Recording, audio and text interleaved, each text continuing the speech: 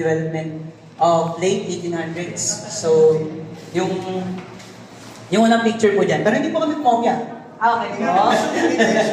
Pero hindi po kami sure kung tama na kayo. Okay po. Number 2 po, before the 1900s, yung 1890 to early 1900s, child labor reform, movement reform, ito po.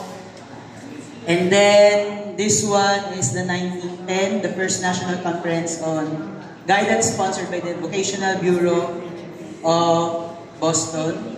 And then, this is number 4, yung meron pong record of the Bureau of Boston din. Then, number 5 po, women started to enter workplace, 6-point PGPA, or Philippine Guidance and Counseling Association of Philippines. And then, ito po, yung numbers natin. PGCA po, no? Okay. Latest, okay? So sige po. Thank you po. Balikan po na.